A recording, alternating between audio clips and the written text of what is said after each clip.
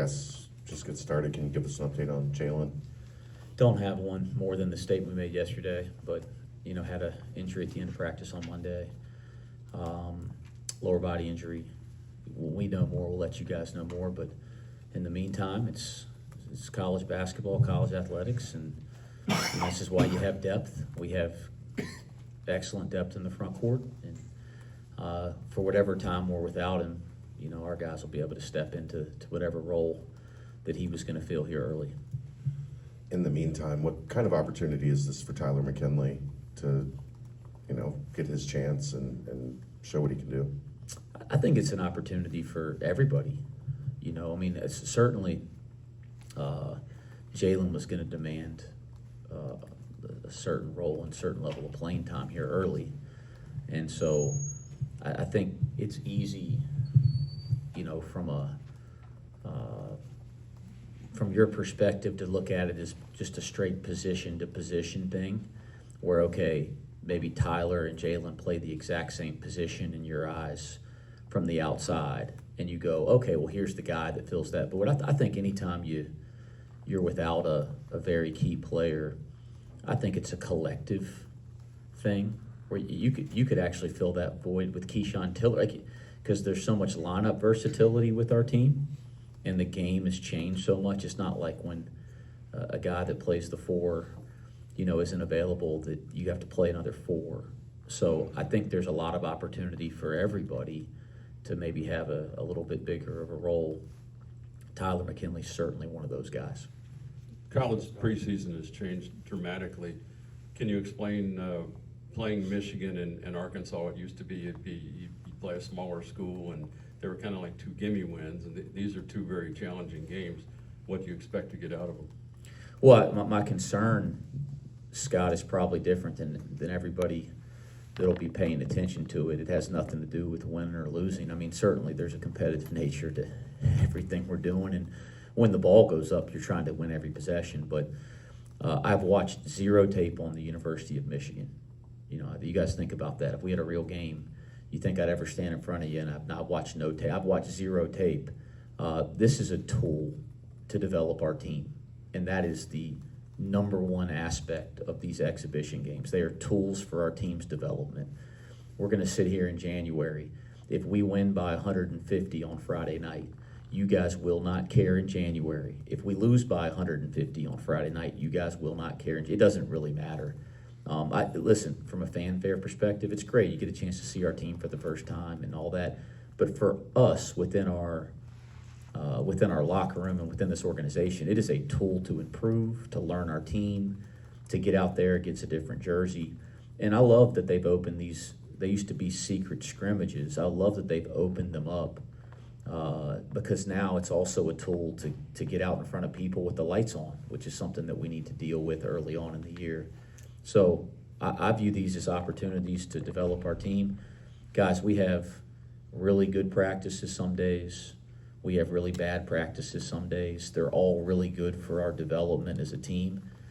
These are practices in my eyes. And talking to Dusty May, and him and I kind of, came up with this whole thing together. He views it the exact same way. So from the winning and losing perspective, I'll care in the moment because I'm competitive, but from a preparation, how we coach the game, who we play, the lineups we play, it'll be treated like a game in, honestly, no way other than just I want to compete like it's a game when there's five guys with another jersey on. Was there any specific reason you wanted to play against Michigan and Arkansas? Yeah, I think the first thing, was trying to find some road venues that are tough. Again, these are tools to grow our team.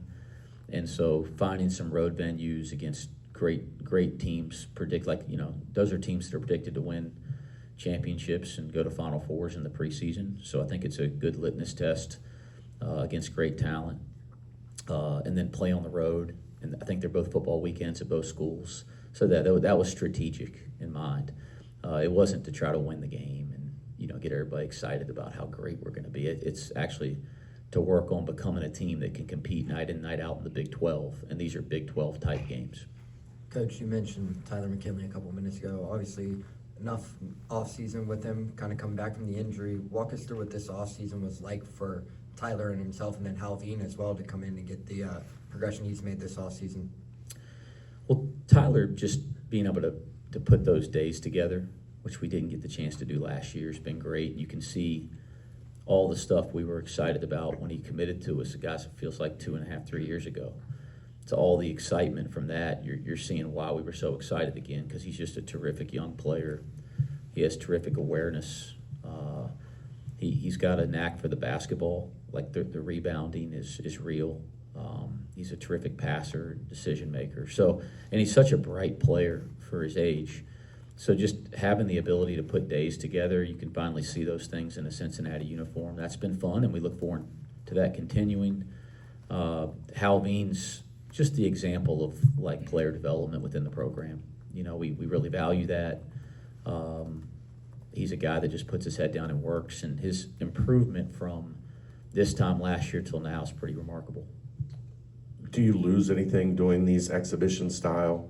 Now, the super secret scrimmages, you could do 3 20-minute segments and play the young guys and do things in different ways. Do you lose anything that it's more 40-minute game style this way? I think so, yeah. I think you gain and you lose. You gain let's face it, you gain the preparation for environment, for distractions, for media attention. You know, like this is like, you guys know, I don't hold a lot back. If we win by 20, teaching our guys how not to listen to what people say to their phones, like that's an opportunity to teach and learn early in the year. If we lose by 20, taking that as an opportunity to not to worry about what people put on their phones, that's an opportunity. You gain that. You never got that from a secret scrimmage. And that mental preparation for this level of basketball, where you're going to have ups and downs throughout the season, right? I've said this a lot in the off season, to our team.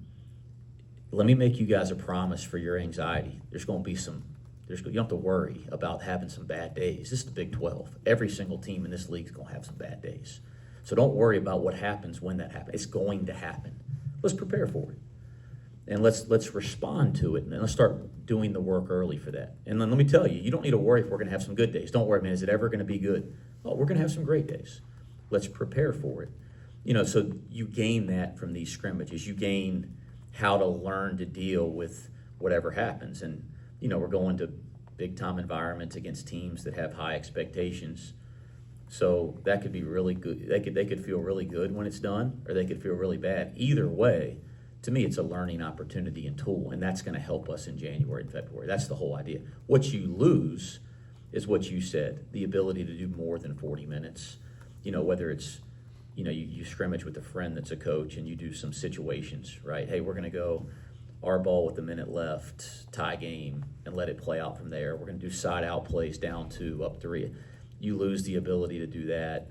For years with friends, you've done, hey, we're going to do 10 minutes of a scrimmage at the end, but we're going to play the guys that didn't play as much, and you give those, you lose the ability to do that. So it is a give and take, but I think in the grand scheme of things, with what we're going to face night in, night out in the Big 12 and the arenas we're going to play in, it's a great opportunity to prepare for some of the things that come with that. When you think about where your team is right now throughout this summer and fall, where would you say you're most comfortable, and where there's opportunities for improvement from a preparation standpoint, what you're trying to improve on? Yeah, I think, fans hate to hear this kind of stuff, but it's just true. We're not ready to play basketball today. And by the way, I'm not worried about that. But we're not supposed to be ready. I don't think we play a game for 20 days or something, a real game. So it's not our job to be ready to play. Like, again, Michigan's a tool. And we didn't go into this off-season and preseason by trying to be the best team we could be, game ready for this Michigan scrimmage or exhibition. Our job is to be ready when the lights come on for real in here in early November. And we're not there yet. And that's okay, but we're not there. And that's obvious.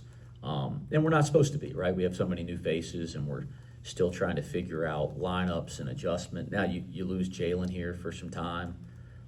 such a big part of what we were doing offensively.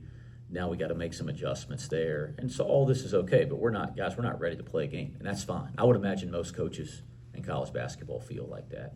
What I'm pleased with is the day-to-day approach has been pretty legit, and they've made consistent efforts to try to do the things that we valued. They've made consistent efforts to try to connect as a group in a swift way, and the progress has been steady and consistent. So it's a long road ahead. This week will not determine whether we have a good season or a bad season at all in terms of the result, but there's been some really nice stuff here early in the year for sure. I know this doesn't count, and I probably know the answer to this, but do the kids even know the history of the last time that Cincinnati played Michigan? 'Cause No. it was a pretty big game. No, I mean this, Scott. I've watched zero film on Michigan. Dusty May and I talked last week, and he said, hey, let's save each other some time. I said, I was going to say the same thing to you. He said, I don't want to watch film on you guys and try to figure your team out. I said, I don't either. I said, you tell me what you're going to do. We'll prepare for it. I'll tell you what we're going to do. And let's just get out there and play. So no scouting report, no film, certainly no history lesson. Like this week is about getting better and getting our team ready to play in 21 days or 20 days or whatever the heck it is. Real quick, what did Kmart say last night to the guys? Certain things are reserved for the locker room, and certain things are public, and you can ask that to Kenyon. But it was just terrific to have our former players back, and we had a host of them at the tip-off dinner last night. Obviously, Kenyon Martin.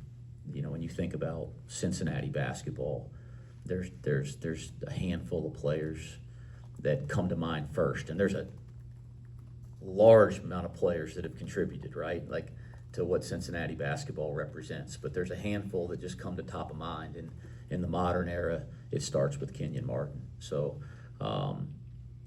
it just really, really special that he's always so willing to come back and support, and he let the guys know that in a way that only Kenyon can. And I think certainly we all felt the edge and the pride and the passion that he has for Cincinnati basketball.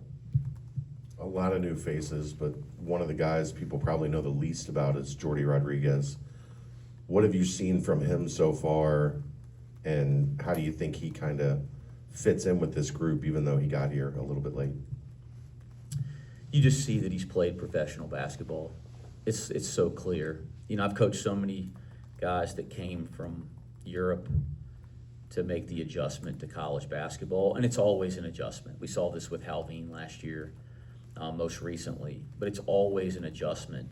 It's been less of an adjustment for Jordy than I thought it would be, because he's played professional basketball for quite a bit of time here, and he's played with older professional players in one of the best leagues in the world, right, in the ACB in Spain. So not just like the youth international competition, which probably is what he's more known for, but it's the practices that he's been in with the club that he's played for. And so he just has an awareness about the game that's, beyond what you'd expect from a first-year college player. He's picked things up really quickly.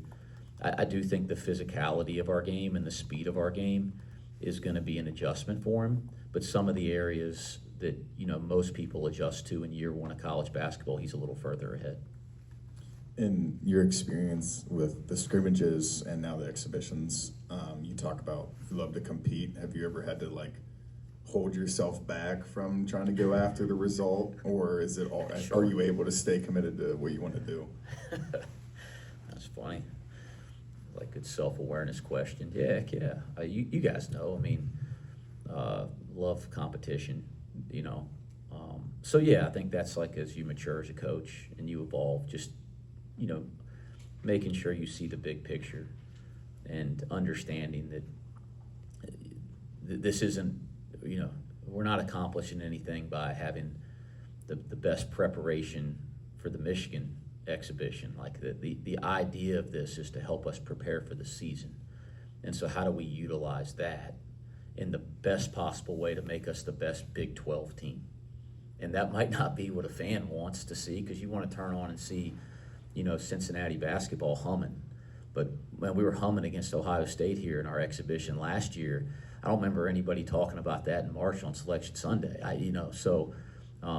Yeah, I think when the ball goes up, the edge to compete is going to be there all the time. But in the preparation and putting in perspective what this is really about, I think over time I've matured. But yeah, when I was a first-year head coach at 28 years old, and we had our first scrimmage, I thought it was the national championship, and I think I've come a long way since then. But it's a good question.